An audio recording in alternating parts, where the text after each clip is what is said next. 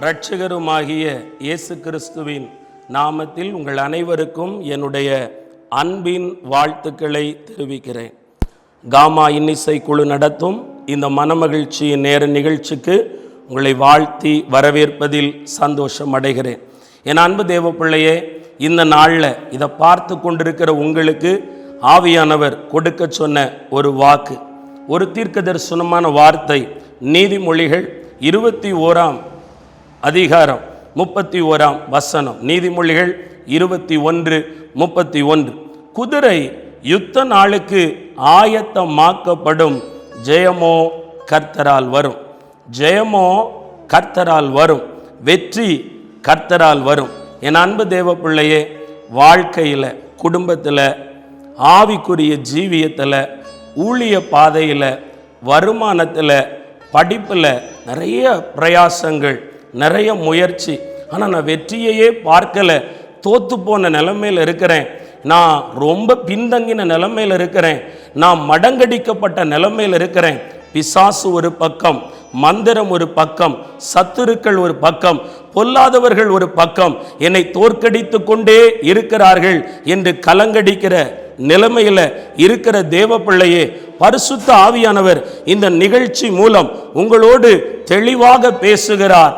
உனக்கு ஆண்டவர் ஜெயத்தை கொடுப்பாராம், உங்களுக்கு ஆண்டவர் ஜெயத்தை கொடுப்பாராம். என் அன்பு தேவ பிள்ளையே, இந்த நாட்களுக்கு பிறகு எதிலெல்லாம் நீங்கள் முயற்சி செய்து, எதிலெல்லாம் நீங்கள் பிரயாசப்பட்டு, எதிலெல்லாம் நீங்கள் ஜெயம் எடுக்க முடியாமல் கலங்கி கொண்டிருக்கிறீங்களோ, அந்த காரியத்தில் கர்த்தர் உங்களுக்கு ஜெயத்தை கொடுப்பாராம். அன்பு தேவ பிள்ளையே, எப்படி ஜெயம் வரப்போகிறது, எதுல உங்களுக்கு ஜெயம் கொடுக்க போகிறார் தெரியுமா? அதற்கு ஆதாரமா ஒரு தீர்க்க தரிசன வார்த்தையா ஆவியானவர் உங்களுக்கு கொடுக்க சொன்ன வாக்கு. கொலோசையர் 2 அதிகாரம் 14-15. நமக்கு எதிரடையாகவும் கட்டளைகளால் நமக்கு விரோதமாகவும் இருந்த கையெழுத்தை குலைத்து அதை நடுவில் இராதபடி எடுத்து சிலுவையின் மேல் ஆணியடித்து துரைத்தனங்களையும் அதிகாரங்களையும் உரிந்து கொண்டு வெளியரங்கமான கோலமாக்கி அவைகளின் மேல் சிலுவையில் வெற்றி சிறந்தார். என் அன்பு தேவ பிள்ளையே, இந்த வார்த்தையிலிருந்து ஆண்டவர் உங்களுக்கு என்ன தீர்க்க தரிசனமா சொல்றார் தெரியுமா?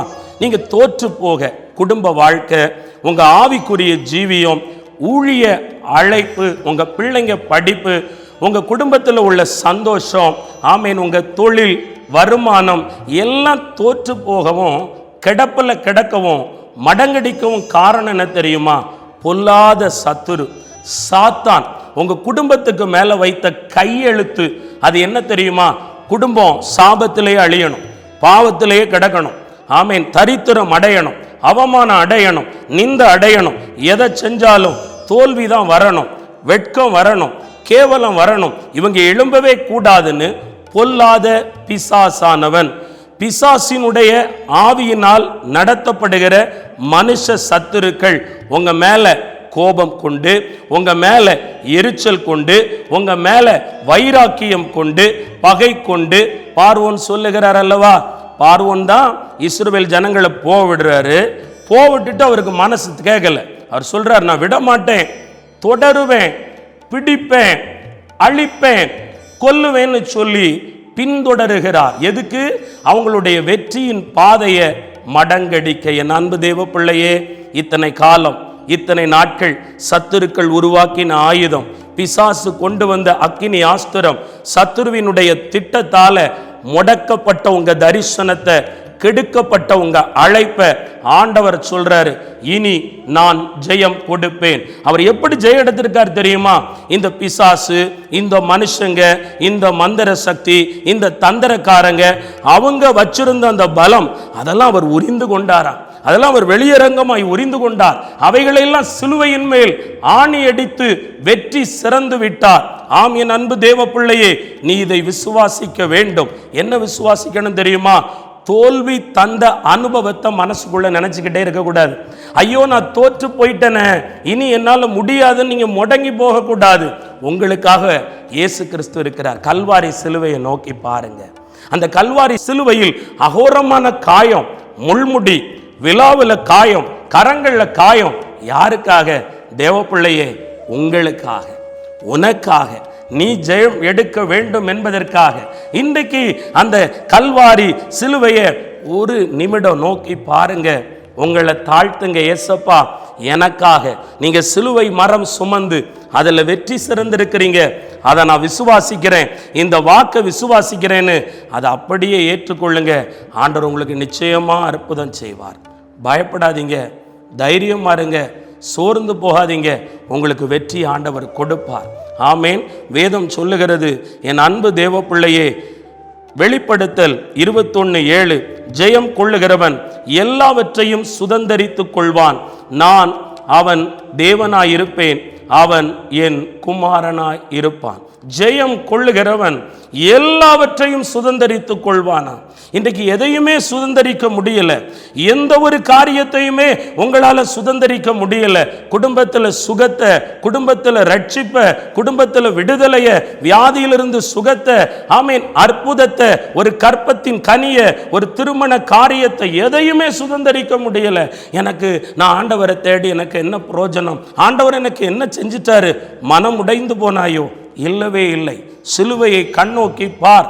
தோற்று போன நிலைமையில் இருக்கிற உங்களுக்காக இயேசு கிறிஸ்து அங்கு வெற்றி சிறந்து வைத்திருக்கிறார். என் அன்பு தேவ பிள்ளையே, இத்தனை காலமும் நீங்க நினைக்கிறீங்க நான் தோத்துட்டேன், நான் முடங்கிட்டேன். இல்லை, உங்கள் ஆண்டவர் ஆயத்தப்படுத்தினார். உலகத்தில் உபத்திரவம் உண்டு, திடன் கொள்ளுங்கள், நான் உலகத்தை ஜெயித்தேன் என்று சொன்னார் அல்லவா? இவ்வளவு காலமும் நீங்க நெருக்கப்பட்டது உண்மை, உடைக்கப்பட்டது உண்மை, ஏமாந்து போனது உண்மை, தோற்று போனது உண்மை, உங்க பிரயாசம் விருதாவாய் போனது உண்மை. ஆனா இதுவல்ல உங்கள் முடிவு. உங்களுக்கு ஒரு ஜெயம் காத்திருக்கிறது, உங்களுக்கு ஒரு வெற்றி காத்திருக்கிறது. ஏன் தெரியுமா?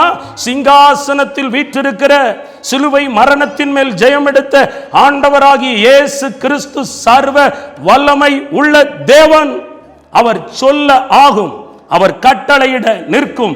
இன்று ஆண்டவர் சொல்லுகிறார், ஆமேன், உங்களுக்கு விரோதமா எருக்களிக்கிற, கொந்தளிக்கிற காற்றை போன்ற, கடலை போன்ற எல்லா பிரச்சனைகளையும் கர்த்தர் அமிழ்த்தி போடுவார், அடக்கி போடுவார். இனி மீறி மிஞ்சி உங்க வாழ்க்கையில் அது விளையாட முடியாது.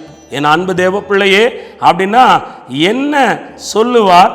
ஆணையிடுவார், இனி நன்மை நடக்கும், இனி உங்களுக்கு நன்மை வரும், இனி உங்களுக்கு கிருபை வரும். பயப்படாதிருங்கள், சோர்ந்து போகாதீங்க, சோர்ந்தே போகாதீங்க.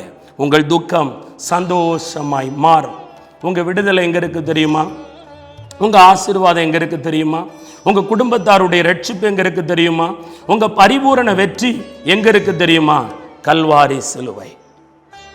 சிலுவையை நோக்கி பார்த்தவங்க கெட்டு போகவே முடியாது, கைவிடப்படவே முடியாது. ஒவ்வொரு நாளும் ஒரு தேவனுடைய பிள்ளை முழங்கால் போட்டு ஜெபம் பண்ணும்போது முதல்ல நீங்க கல்வாரி சிலுவை உங்க கண்ணு முன்னாடி கொண்டு வரணும்.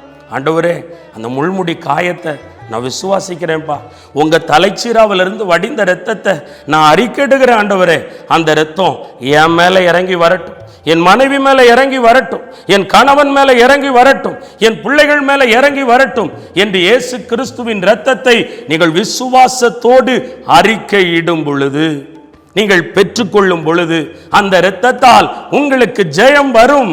பயப்படாதிருங்கள்.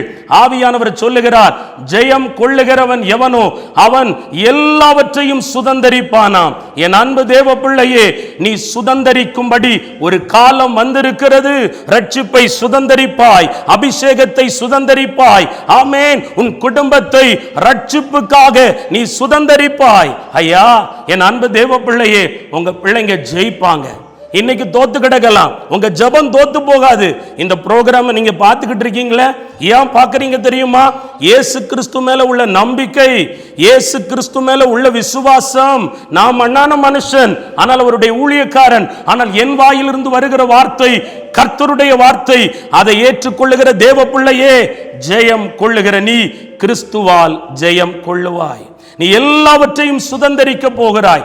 இவ்வளவு நாளும் விவரம் தெரிஞ்ச நாள்ல இருந்து நீங்க பட்ட பாடுக்கு அளவே இல்லை, நீங்க பட்ட அவமானத்துக்கு அளவே இல்லை.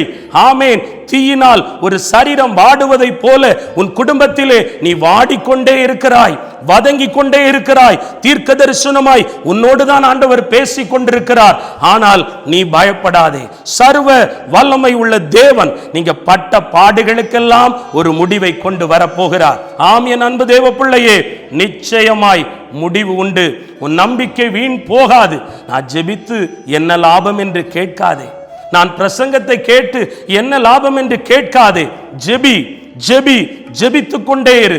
ஆமேன். ஜெபமே ஜெயம். அன்பு தேவ பிள்ளையே, ஜெபிக்கிற பிள்ளை ஆண்டவர் சொல்றாரு, உங்க வாழ்க்கையில இத்தனை காலமும் நீங்க கண்ணீர் விட்டு ஜெபித்தது, நீங்க மன்றாடி ஜெபித்தது, ஆலயத்தில் போய் ஜெபித்தது, ஜெப ஐக்கியத்தில் இணைந்து ஜெபித்தது, தனிமையா வீட்டுக்குள்ள உட்கார்ந்து அழுது முறையிட்டு, எசப்பா எனக்கு யாருமே இல்லையே, நான் இப்படி தனித்து விடப்பட்டிருக்கிறேனே, என் குடும்பம் இப்படி இருக்கிறதே, என் பிள்ளைகள் இப்படி இருக்கிறார்களே என்று அங்கலாய்த்தாய் அல்லவா?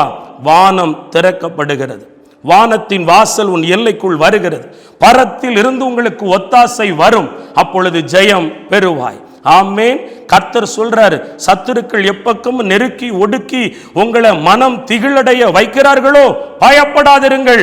இயேசு சொல்லுகிறார், நான் உன்னோடு இருக்கிறேன். உன்னோடு இருக்கிறேன் என்று சொன்ன இயேசு யார் தெரியுமா? உலகத்தை ஜெயித்தவர். இந்த யுத்தம் கர்த்தருடையது, இந்த நாள் கர்த்தருடையது, இந்த வார்த்தை கர்த்தருடையது. கர்த்தருடைய இந்த வார்த்தை இதை கேட்டு கொண்டிருக்கிற தேவ பிள்ளையே உன்னுடையது. நிச்சயமாய் ஜெயம் வரும். எந்த காரியம் தோத்து போச்சு நீங்க முடிச்சு வச்சீங்களோ அந்த காரியத்தில் ஒரு புதிய தொடக்கத்தை ஆண்டவர் தொடங்குவார். இயேசு இந்த வார்த்தை மூலமா உங்க வாழ்க்கைக்குள்ள வந்திருக்கார், உங்க வீட்டுக்குள்ள வந்திருக்கார், உங்க குடும்பத்துக்குள்ள வந்திருக்கிறார், இதை கேட்டுக்கொண்டிருக்கிற உங்க நிலைமைக்குள்ள வந்திருக்கிறார். அவர் வந்துட்டாருன்னு வைங்களேன், செத்ததெல்லாம் உயிர்ப்பிக்கப்பட்டுரும். மரித்த வாலிபனுடைய பாடை இயேசு தொட்டார். மரித்தவன் உயிரோடு எழும்பினான். மரித்து 4 நாட்களான லாசருவின் எல்லைக்குள் வந்தார், கல்லறை அருகே வந்தார். அவன் உயிரோடு எழும்பினான். இன்று இயேசு கிறிஸ்துனுடைய வார்த்தை உங்கள் எல்லையில் வந்திருக்கிறது. ஜெயமோ கர்த்தரால் வரும். அப்படின்னா தோற்று போன காரியம்லாம் உயிர்ப்பிக்கப்படும். உயிர்த்தெழுந்த இயேசுவால் அதை நடக்கும். அப்படி நாம் ஜெபிப்போம். ஆண்டவர் உங்களை ஆசீர்வதிக்கட்டும். அன்பு இரக்கமும் நிறைந்த எங்கள் அன்பின் பரலோக பரம தகப்பனே, இந்த மனமகிழ்ச்சியான நேரம் என்கிற நிகழ்ச்சியை பார்த்து கொண்டிருக்கிற அன்பு பிள்ளைகள் கண்ணீரோடு, அழுகையோடு, கூக்குரலோடு, புலம்பலோடு, ஏசப்பா எனக்கு ஒரு அற்புதம் செஞ்சிட மாட்டாரா, இயேசு என்னை கைவிடாம தூக்கி எடுத்துட மாட்டாரான்னு உங்களை நம்பி அப்பா இந்த நிகழ்ச்சியை பார்த்து கொண்டிருக்கிற பிள்ளைங்க வாழ்க்கைக்குள்ள உங்க அற்புதம் நடக்கட்டும் அப்பா. ஜெபம் பண்ணும் இதே நேரம் இவர்களை தோற்கடிக்க வைத்து கொண்டிருக்கிற மந்திரத்தின் கட்டுகள், சூனியத்தின் கட்டுகள், செய்வனை கட்டுகள் இயேசு கிறிஸ்துவின் நாமத்தில் உடைக்கப்பட்டு போவதாக அப்பா. பொல்லாத பொறாமைக்காரர்களால், எரிச்சல்காரர்களால், வன் கண்ணர்களால், பொல்லாங்கானவர்களால் இவர்களுக்கு ஏற்பட்ட தீங்கை இயேசுவின் நாமத்தில் முறியடித்து ஜெபிக்கிறேன். இவங்க வீட்டுக்கு, குடும்பத்துக்கு, ஊழியத்துக்கு, வாழ்க்கைக்கு, தொழிலுக்கு வரவேண்டிய நல்ல காரியங்களை கெடுத்து கொண்டிருப்பவர்கள், தடுத்து கொண்டிருப்பவர்கள், இவர்களை பரிகாசம் பண்ணி, கோள் சொல்லி, புறங்கூறி, கேவலப்படுத்தி, எள்ளி நகையாடி இவர்களுக்குரிய ஆசீர்வாதத்தை தடுத்து கொண்டிருக்கிற சத்துரு இயேசு கிறிஸ்துவின் நாமத்தில் முறியடிக்கப்படுவானாகப்பா. எத்தனையோ வைத்தியத்தை பார்த்தேன், எத்தனையோ டாக்டர்களை பார்த்துட்டேன், எடுக்காத மருந்து மாத்திரம் இல்ல, இன்னும் வியாதி தீரலையே. இன்று இப்பொழுது இயேசு கிறிஸ்துவின் நாமத்தில் சுகமாக்கும் வல்லமை, குணமளிக்கும் வல்லமை இதை கேட்டு கொண்டிருக்கிற பிள்ளைகள் மேல் அப்படியே இறங்கட்டும். கட்டிகள் கரையட்டும் அப்பா.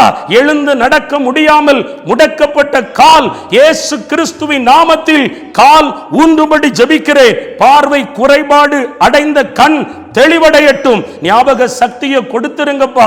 ஆண்டவரே, மரண கட்டுகள் அறுக்கப்பட்டு போகட்டும். வியாதிக்கு மேல, மரணத்துக்கு மேல, தோல்விக்கு மேல இயேசு கிறிஸ்துவின் நாமத்தில், சாதாரண இயேசு கிறிஸ்து அல்ல, கல்வாரி சிலுவையில் வெற்றி சிறந்த இயேசு கிறிஸ்துவின் நாமத்தில் வெற்றி உண்டாகட்டும். படிப்புல வெற்றி வரட்டும். ரட்சிப்பின் வாழ்க்கையில, ஆவிக்குரிய வாழ்க்கையில இந்த குடும்பங்கள் எல்லாம் ரட்சிக்கப்படட்டும் அப்பா.